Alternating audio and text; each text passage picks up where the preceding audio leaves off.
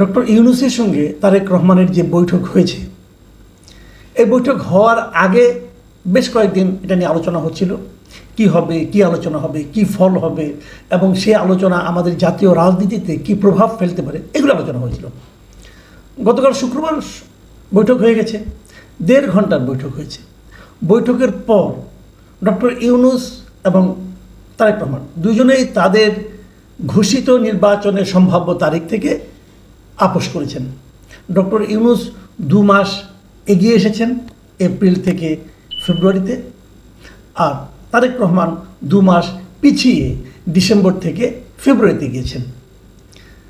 এটুকু যদি আপনি শুনেন, আপনার কাছে মনে হবে বাহ, ভালোই তো, উইন উইন সিচুয়েশন, দুপক্ষই জিতেছে, এটা হতে পারে। কিন্তু পক্ষ তো আরও কতগুলি আছে, আরও পক্ষ আছে না, আরও অনেকগুলি রাজনৈতিক দল আছে। তারও চেয়ে বড় কথা, এদেশের জনগণ আছে। কেউ কি এই এগিয়ে যাওয়া বা পিছিয়ে যাওয়া, এই সিদ্ধান্ত নেওয়ার সময় জনগণের কোনো অপিনিয়ন নিয়েছে? এখন বলবেন জনগণের অপিনিয়ন কীভাবে নেব? জনগণ কি চাচ্ছিল সেটা তো জানার জন্য খুব বেশি দূর যাওয়ার দরকার নেই, একটু মিডিয়ার দিকে চোখ বুলালেই হয়। মানুষ কি চাচ্ছিল সেগুলো একটু বোঝা দরকার আছে। ঠিক আছে, আমি এটা নিয়েও আমার কোনো আপত্তি নেই। আমি এখন বরং দেখতে চাই যে রিয়াকশনটা কী হলো। সবাই বলে আমি নাকি সবসময় সমালোচনা করি। না, সবসময় সমালোচনা না। আবার অনেকে বলে আমি নাকি নেগেটিভ লোক, মানে যা কিছু হয় সবই নাকি নেতিবাচকভাবে দেখি। নেতিবাচকভাবে দেখার ব্যাপার নয় বিষয়টা হলো আলোচনার বিষয়। আলোচনা করতে হবে। আলোচনা না করলে ভুলগুলিও বেরিয়ে আসবে না, অথবা শুদ্ধতম পথের দিকেও আমরা অগ্রসর হতে পারবো না। এই দুটোই আমাদের জন্য প্রয়োজন। আমার মনে কি প্রশ্ন জেগেছে সেটা তো আমাকে উচ্চারণ করতে হবে, নাহলে আপনি বুঝবেন কীভাবে, নাহলে অন্যরা বুঝবেন কীভাবে, আপনার সঙ্গে আমার চিন্তার মিলল কিনা সেটাও তো বুঝতে হবে। যাও, আমরা বরং দেখি, যেহেতু রাজনৈতিক দল নিয়ে আলোচনা হচ্ছে, আমরা বরং দেখি যে রাজনৈতিক দলগুলো কি রিয়েকশন দিল। রাজনৈতিক দলের মধ্যে কয়েকটা রাজনৈতিক দল এই মিটিংয়ের ফলাফল এবং এই মিটিং যেভাবে হয়েছে সেই ঘটনা, এই সব মিলে কয়েকটা রাজনৈতিক দলে আমি একটা প্রতিক্রিয়া পেয়েছি, সমর্থন না প্রতিক্রিয়া পেয়েছি। তাদের মধ্যে যেমন ধরেন জামাতে ইসলামী, এনসিপি জাতীয় নাগরিক পার্টি যেটা, এবং আরও কয়েকটা ইসলামিক দল, তারা কিন্তু এ ব্যাপারে কিছুটা প্রতিক্রিয়া দিয়েছেন। তাদের কিন্তু ফেব্রুয়ারির প্রথমার্ধে নির্বাচন হওয়া নিয়ে কোনো ভিন্ন মত নেই, এবং তারা দেশের বৃহত্তম রাজনৈতিক দলের সঙ্গে অন্তর্বর্তীকালীন সরকার প্রধানের যে বৈঠক হয়েছে, সমঝোতা হয়েছে, এটা নিয়েও তারা অসন্তুষ্ট নন। তাদের প্রশ্ন হচ্ছে, সরকার এটা তো অন্তর্বর্তীকালীন সরকার, এই সরকারের কাছে সব দলই সমান। তো এই অন্তর্বর্তীকালীন সরকার কিভাবে একটা রাজনৈতিক দলের সঙ্গে মাত্র কথা বলে নির্বাচনের ডেট ঘোষণা করতে পারে? তাদের প্রশ্ন কিন্তু এই পয়েন্টে, এবং তাদের এই পয়েন্টটাকে কিন্তু আপনি ইগনোর করতে পারবেন না। তারা প্রশ্ন করতেই পারে যে আপনি আগের বারে যখন ডেটটা ঘোষণা করলেন তখন সকল রাজনৈতিক দলের সঙ্গে আলোচনা করার পর ঘোষণা করেছিলেন। সে ঘোষণায় কেউ পছন্দ করেছে, কেউ করেনি, এবং সে ঘোষণায় ওই সময় যে রাজনৈতিক দলগুলো আপনার সঙ্গে মিটিং করেছিল তাদের মধ্যে সংখ্যাগরিষ্ঠ দল, প্রায় 80% দলের যে মতামত ছিল, সেই মতামতকে উপেক্ষা করে আপনি নিজের মতো একটা ডেট ঘোষণা করেছেন, এবং সেখানে বিএনপির মতামতকে আপনি উপেক্ষা করেছেন। আপনার মতামতটা আপনি কার সঙ্গে আলাপ করে করলেন অথবা কোন দলের সমর্থনে করলেন বোঝা গেল না। কিন্তু কিছু কিছু রাজনৈতিক দল তখন আপনাকে সমর্থনও দিয়েছে, জামাত দিয়েছে, এনসিপি দিয়েছে, এরা দিয়েছে। যারা তাকে এপ্রিলে সমর্থন দিয়েছিল ওই প্রক্রিয়ার কারণে, যে সবার সঙ্গে আলোচনার পর আপনি আপনার নিজস্ব বিবেচনায় আপনি একটা তারিখ ঘোষণা করেছিলেন। কিন্তু এবার আপনি একটা মাত্র রাজনৈতিক দলের সঙ্গে আলোচনা করে আপনি ডেটটাকে 2 মাস এগিয়ে আনলেন, ডেটটাকে চেঞ্জ করলেন। এই যে প্রক্রিয়াটা, এই প্রক্রিয়াটার সমালোচনা এই দলগুলো করেছে। আমি কিন্তু এই দলগুলোর সমালোচনাকে উড়িয়ে দিচ্ছি না, আমি মনে করি এটা ভ্যালিড একটা ক্রিটিসিজম।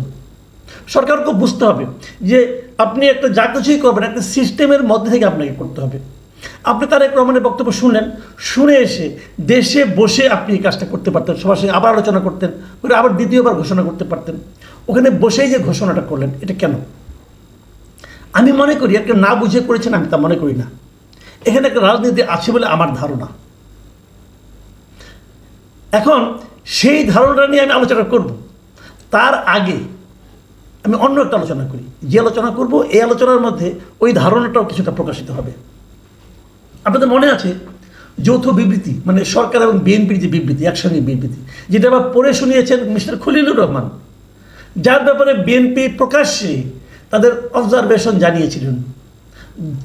যে 3 জন উপদেষ্টাকে তারা পদত্যাগ করার দাবি জানিয়েছিলেন, মানে বের করে দেওয়ার দাবি জানিয়েছিলেন, তার মধ্যে খলিলুর রহমান একজন। আর তাকে দিয়েই এই অন্তর্বর্তীকালীন সরকার যৌথ বিবৃতিটা পড়িয়েছেন। কেবল পড়ার নেই, বিএনপির এখানে আরেকজন যে নেতা, সিনিয়র নেতা গিয়েছিলেন আমির খসরু মাহমুদ চৌধুরী, আমির খসরু মাহমুদ চৌধুরীর সঙ্গে কিন্তু এই ডক্টর খলিলুর রহমান আলাদা একটা মিটিং বৈঠকও করেছেন। তার মানে ডক্টর ইউনূস প্রমাণ করেছেন যে উনি ওনার কাছে গুরুত্বপূর্ণ। তোমরা তাকে যতই বের করে দিতে বলো না কেন, আমি তো বের করবোই না, বরং তোমাদের সঙ্গে মিটিংয়ে বসাবো এবং তোমরাও হাসি মুখে তার সঙ্গে মিটিং করবে। বিএনপি করেছে, আনন্দের সঙ্গে করেছে।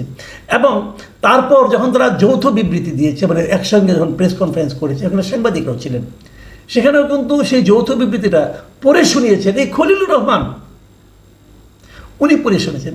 এই বিবৃতি কে ড্রাফট করেছে এটা আমি জানি না, তবে ড্রাফটার মধ্যে যে একটা চাতুর্য আছে সেটা আমি কালকে কিছুটা বলেছি, আবার বলি। এই যৌথ বিবৃতিতে আসলে ইস্যু এসেছে কয়টা বলেন তো? কয়টা ইস্যু? একটা ইস্যু এসেছে যে তারেক রহমানই যে পয়েন্টগুলো এসেছে ভালোভাবে খেয়াল করবেন, যে এই যে রমজানের আগে নির্বাচন করার যে প্রস্তাবটা কে দিয়েছে? তারেক রহমান দিয়েছে। এবং তারেক রহমান দেওয়ার সময় এটাও বলেছে যে এই প্রস্তাবে তার মা, মানে দলের চেয়ারপারসন খালেদা জিয়াও এইটাই চান, উনি এবং ওনার মা চান এটা, মানে ওনার দলের শীর্ষ 2 জন লিডার এটা চান। মানে প্রস্তাবটা তারেক রহমানের কাছ থেকে এসেছে। তারেক রহমানকে উনি আগে রিকোয়েস্ট করেছেন কি করেন না এটা আমি জানতে পারবো না, আপনিও জানেন না, কারণ আগে সব তো জানি, যতটুকু লেখা আছে অতটুকু আমি বলছি। তো খলিলুর রহমানের পড়া আছে, বিবৃতিতে বলা হয়েছে তারেক রহমানই বলেছেন, মানে ডিসেম্বর থেকে সরে ফেব্রুয়ারিতে তারেক রহমান প্রথম এসেছেন।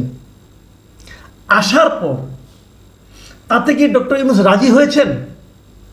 সেটা কোথাও বলা হয়নি রাজি হয়েছেন কিনা। উনি কি বলেছেন যে যদি সব প্রস্তুতি সম্পন্ন করা যায় তাহলে রমজানের আগের সপ্তাহেও নির্বাচন আয়োজন করা যেতে পারে। কারণ সব প্রস্তুতি সম্পন্ন করা দায়িত্ব কার? তারেক রহমানের না, আপনার, আমার না, কার? সরকারের। এখন সরকার যদি সব সম্পন্ন করতে না পারে প্রস্তুতি, তাহলে হবে না। ক্লিয়ার করে কিন্তু বলেননি, অনেকে দেখলাম লাফাচ্ছে যে 19শে ফেব্রুয়ারি রোজা হবে, তার যদি আগের সপ্তাহে হয় তাহলে সাধারণত নির্বাচন হয় আমাদের এখানে বৃহস্পতিবার, তাহলে বৃহস্পতিবার হলে 12ই ফেব্রুয়ারি হয়। ডেটও দিয়ে দিচ্ছে অনেক পত্রিকা দেখলাম যে 12ই ফেব্রুয়ারি নির্বাচন। ডক্টর ইউনূস কি একবারও বলেছেন রমজানের আগের সপ্তাহে নির্বাচন হবেন? না, উনি সেটা বলেননি। উনি বলেছেন হতে পারে। কিভাবে হতে পারে? যদি সব প্রস্তুতি সম্পন্ন করা যায়। আবার কি বলছেন যে এক্ষেত্রে সেই সময়ের মধ্যে সংস্কার ও বিচারের পর্যাপ্ত অগ্রগতি অর্জন করা প্রয়োজন হবে। মানে এই সময়ের মধ্যে এই কাজগুলো করতে হবে। কী কী কাজ? একটা সংস্কার, একটা বিচার, এই দুইটা ক্ষেত্রে পর্যাপ্ত অগ্রগতি।